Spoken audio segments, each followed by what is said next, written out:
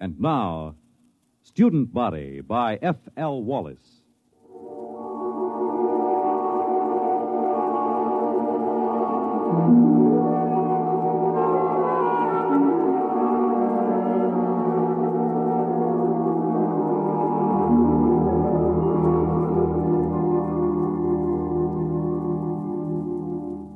Emergency report to Central Colonial Service. Subject Planet 7G63, Glade. Reporting Dano Marin. Special assignment from Biological Control.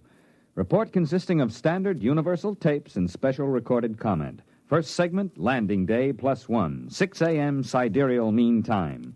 Voices on tape, myself, Colonial Executive Shep Hafner, and Athel, a female member of our crew. Tape commencing.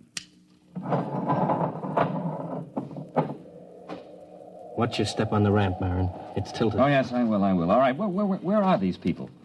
Over there, a few hundred feet. Beneath that tree. Oh, come on, then.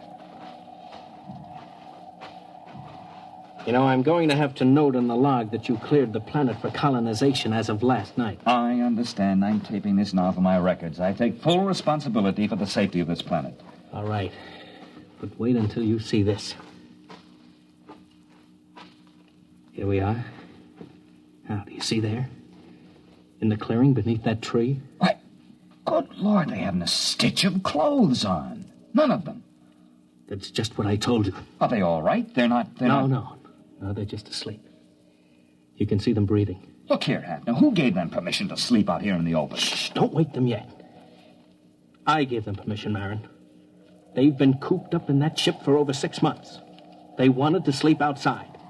And in view of your clearance, I couldn't see any reason to refuse permission. I know. You were within your rights. But the clothing, why, they don't even have blankets. They did have, when they bedded down last night. Some of them even used the standard issue sleeping bag. Well, then what happened to them? There are 13 people sleeping around that tree, and they're stark naked, all of them. Last night you told me there was nothing dangerous on Glade. Do you still think so? I know so. I have the complete biological survey. Does your survey account for anything like this? You know it doesn't. That's what I thought. Okay. Now you've seen it for yourself. Let's wake them up and get them back to the ship. No, wait.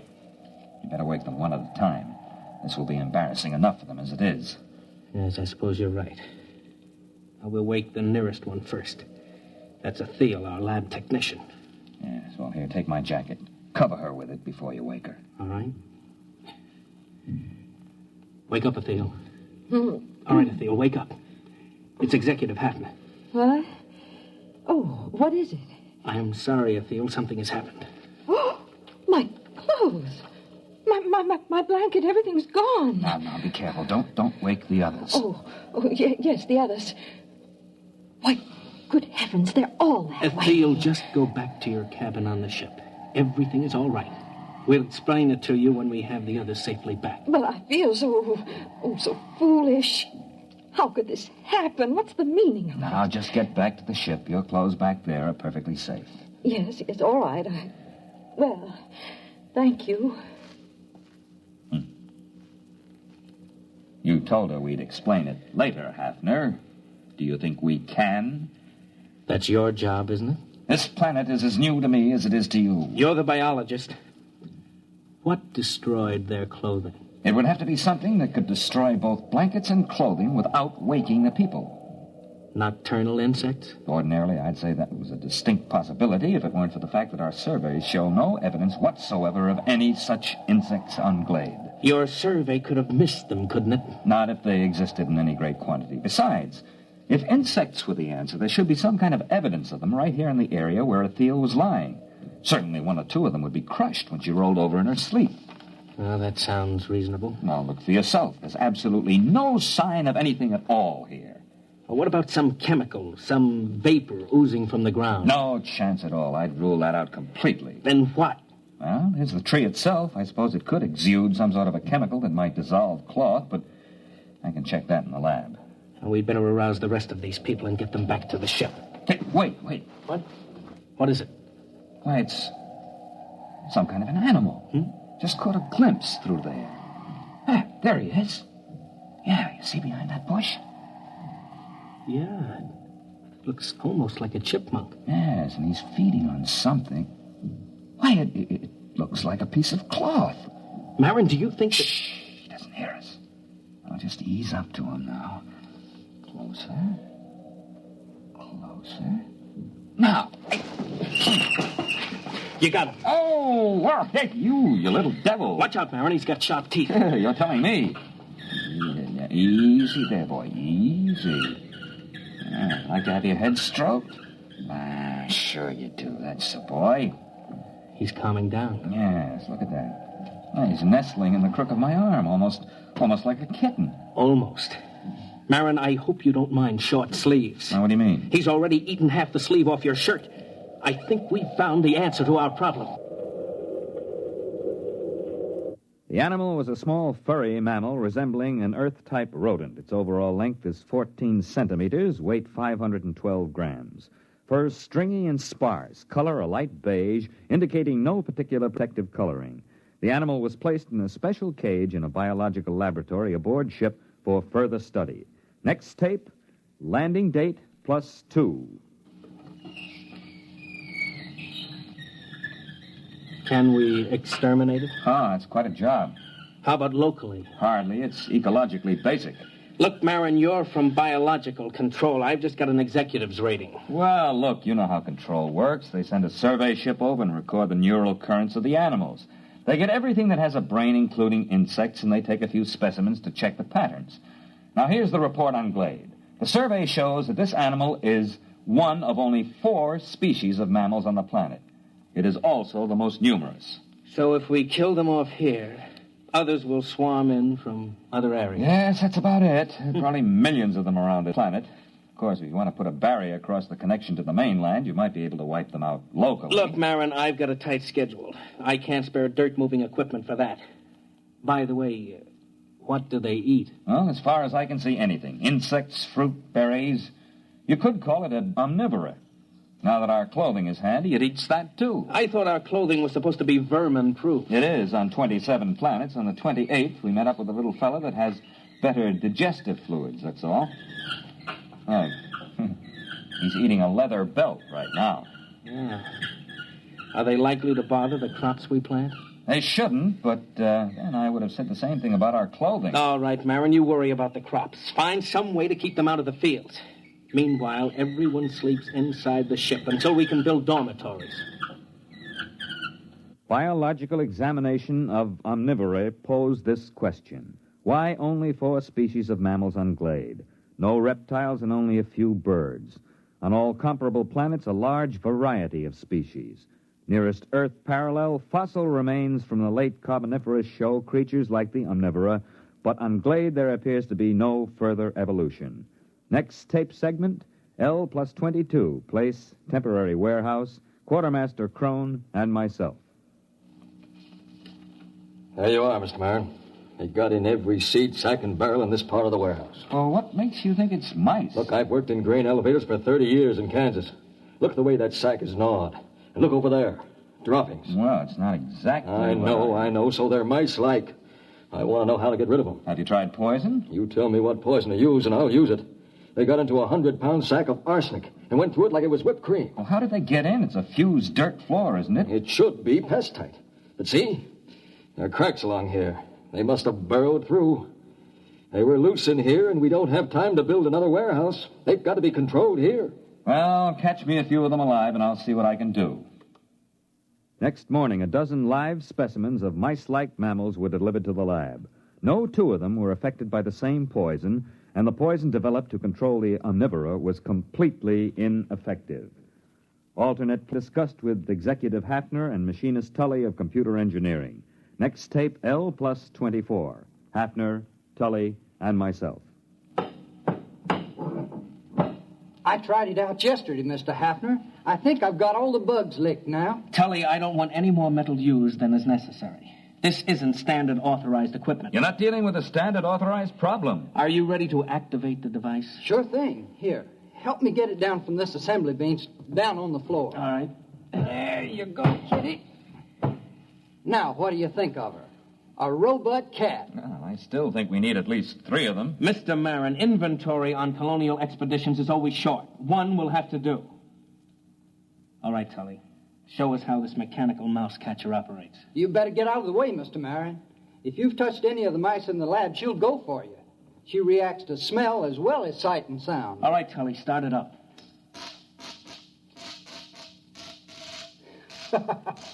All right, Kitty, go ahead and have a good time. Why, she moves like a cat. You know, I wouldn't bet a plug nickel on any mouse in the same warehouse with that baby. Robot cat device proved relatively successful in Warehouse 1. Rodent damage held below danger margin. Next tape, L plus 37. Tully, Hafner, and myself. I can't salvage it, Mr. Hafner. Just look at that. That skeleton was chrome steel, now it's bent. The skin was duroplastic, and now it's cut to ribbons. The computer parts are all smashed to bits. How do you account for it, Tully? Well, look around the poor thing. You had me build it for mice. These things weren't mice. They're a good foot long. They just outnumbered him, that's all. You examined these dead animals, Marin? Not closely. Well, you'll find your mice have grown. They ganged up on that cat. There aren't supposed to be any rats on Glade, are there? Well, there weren't supposed to be any mice either. What are you going to do? We'll have to build another warehouse. 2-foot-thick fused floors. Wait a minute, Mr. Hafner. To do that, we'll have to stop all other construction. The atomic generator Why not won't... build more robot cats? You weren't here when we opened the doors, Marin. The warehouse was swarming with rats. Tully, how many robot cats would we need? 5? 15? We don't have enough parts to build more than 3. If we need more than that, we'll have to rob the computer in the spaceship. And that's one thing I refuse to do. The spaceship is our only link with Earth until the next wave in 2 years. All right, then I'll tell you what we'll do. We'll floodlight the supplies at night. We'll post a guard with half-charged rifles until we can move to the new warehouse. That'll take about 10 days. Meanwhile, our fast crops are ripening. It's my guess that the rats will turn to that for food. Now, in order to protect our future food supplies, you'll have to activate your cold storage animals, Marin. Mr. Hafner, it's against regulations to release any cold storage animals on a planet until after a complete investigation. That takes 10 to 20 years. This is an emergency. I don't want to be responsible for another rabbit-infested Australia or that planet in the Centauri system that the snails took over. Marin, I'll take the responsibility. You're recording now, aren't you? Yes? All right. If that isn't authorization enough, I'll put it in writing. Well, the beast I've got for this job won't be any good against rats this size. You've got hormones. Use them. Dead rats were gathered and frozen for further study.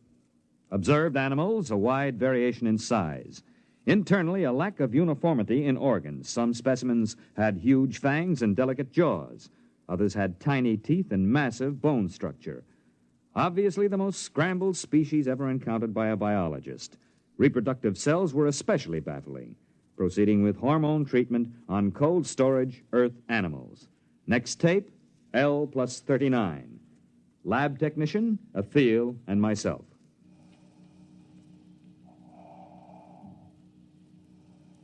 First one is coming out of it, Mr. Marin. Yes, that makes 85% viability. That's not bad.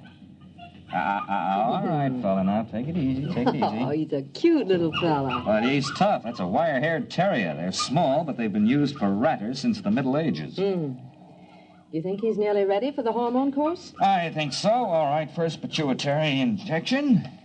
Ready. All right, now, this is going to hurt just a little, fella. Oh. Yeah, it's a dirty trick, isn't it, jabbing you with a needle when you're fresh out of the deep freeze? But don't you worry, fella. You'll be glad you had it. You'll stand a better chance against those rats when we work you up to about a Great Dane size.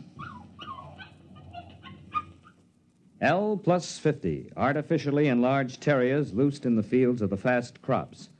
Following tape, field observation of terriers. Executor Hafner and myself.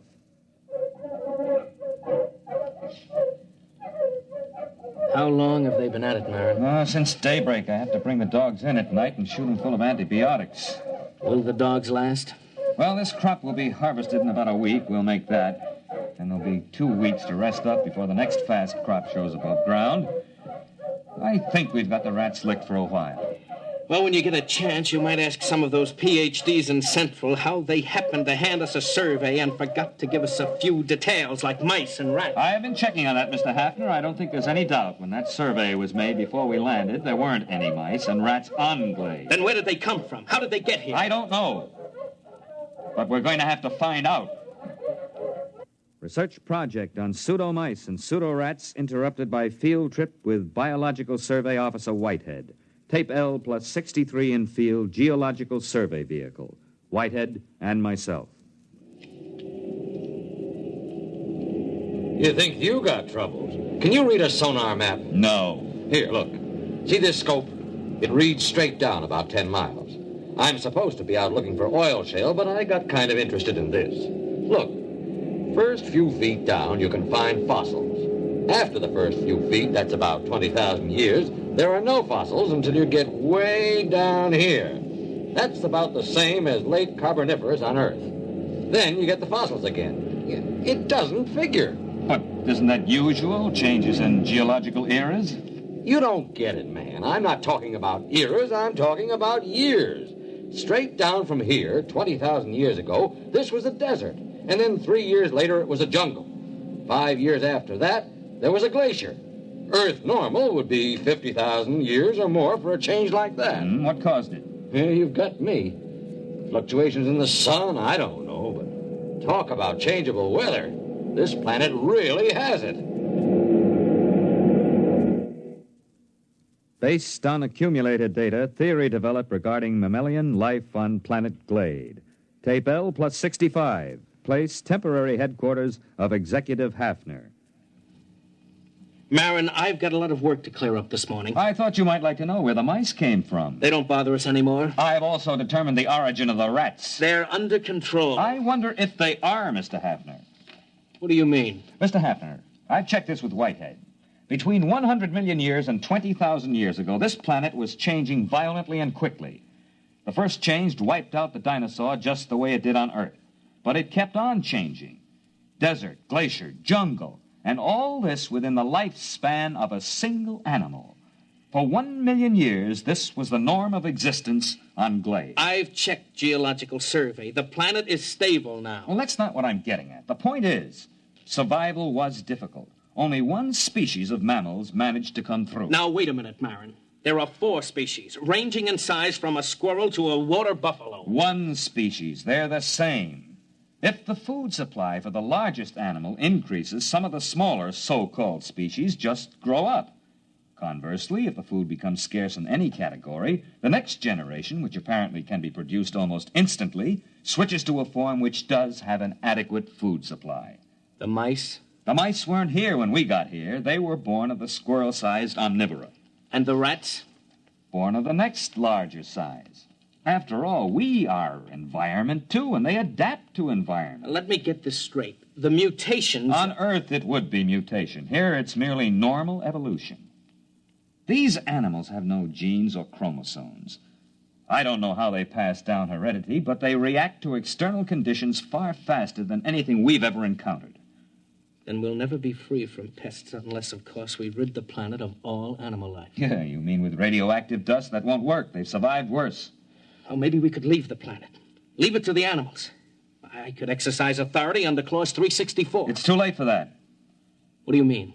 We sent back the specimen ship. The animals are on Earth, too. But those specimens were in cages. Yes, but the next generation would be small enough to get out through the bars.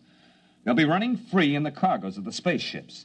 They'll land on Earth, and the first thing you know, a new mutation of rats will appear. They won't have any reason to connect it with the specimens from Glade. They won't be able to vermin-proof every building on Earth. No, we've got to stay here. We've got to study the animals here and find out how to beat them. If we can. Next tape, L plus 83. Place, Field Outpost. Quartermaster Crone, Hafner, and myself. I saw it, Mr. Hafner. I saw it. Are you sure? There. Do you see that tree? No, the big one. The white flowers? That's the one. I saw it behind there. Can you describe it? Well, I didn't get a good... That's it. That's what I heard. It sounds like a tiger. I've heard them like that in India. You watch. Right by that tree. Hey, look out, look out. It's heading this way. Give me that rifle. Hurry up. Shoot. Shoot! Try again.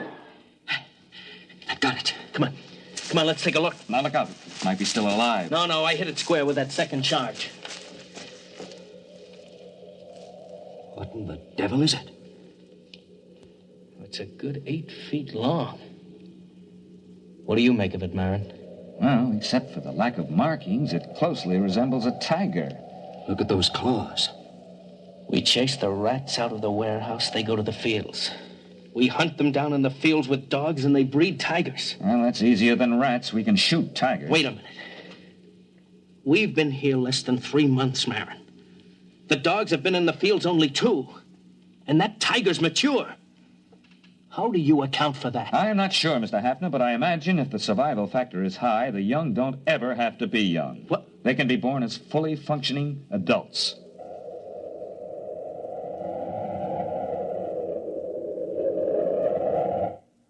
Development report. Mice under control. Field rats under control by terriers. Tiger-like animals under control with searchlight and rifle. Additional complication. The original animal developed an appetite for electrical insulation. There is no protection except to keep the power on at all times. The last tiger-like animal was seen at L plus 130. After that, the attack ceased. By L plus 2 years, the animal seemed to have been controlled in all its forms. However, 3 months before the next colonists were due, a new animal was detected. Food was missing from the fields. Dogs were useless. The animal seemed to roam the fields, and the dogs did not attack. Patrols were unable to find the animal. Tape L plus 2 years. Hafner, Engineer Tully, and myself. Now, here's the way I'm rigging it up, Mr. Hafner. Whatever it is, it spotted the photoelectric cell rig. So I've worked up an alarm that reacts to body radiation. You're sure the animal won't spot that? Well, I'm burying it in the field. Then we'll move the visible alarms to another field. All right, Tully. As soon as the alarm goes off, notify Mr. Marin and me. Do you understand? Yes, sir. Just as soon as the alarm goes off. L2 plus 15. Radiation alarm sounded. Place, field station, Hafner, and myself.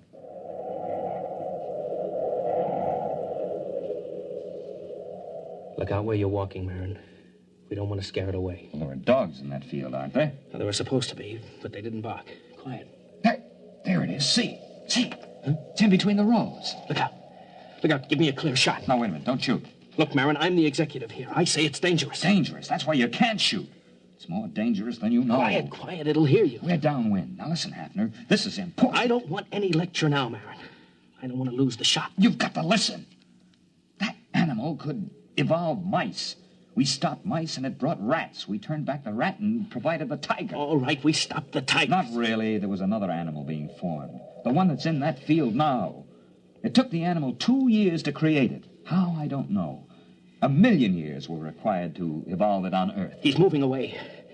Marin, I'm going to shoot. Don't shoot. We can't destroy the animal. It's on the Earth now and on other planets. We've never even been able to get rid of our own rats. How can we exterminate this animal? All the more reason to start now. Get down and give me a clear shot. Listen. Are their rats better than ours? Will their beasts win or ours be stronger? Or will the two make peace, unite, and interbreed? It's not impossible. This animal could do it if interbreeding had a high survival factor.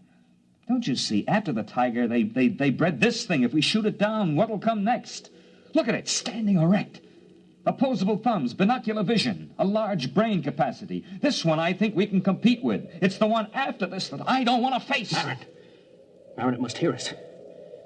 It's looking this way. Look at it, Hafner. He's holding his hands up to show us he's got no weapon. Drop your rifle. Are you sure? Drop your rifle!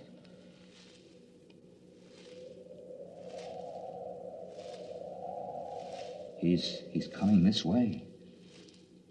He's got one of those white blossoms in his hand. Yes. Must be a sign of peace. What? It looks almost like a man. I wonder what's inside that body. I wonder what's inside that head.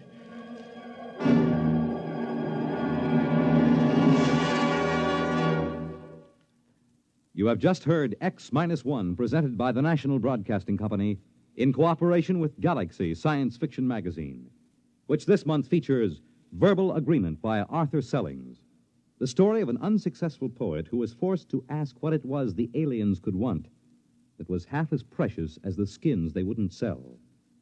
Galaxy magazine on your newsstand today. Tonight, by transcription, X-1 has brought you Student Body, a story from the pages of Galaxy written by F.L. Wallace and adapted for radio by Ernest Kenoy. Featured in the cast were John Raby, Bob Hastings, Kate Wilkinson, James Stevens, Charles Carruth, and Merrill E. Joels. Your announcer, Fred Collins. X-1 was directed by Bob Maurer and is an NBC Radio Network production.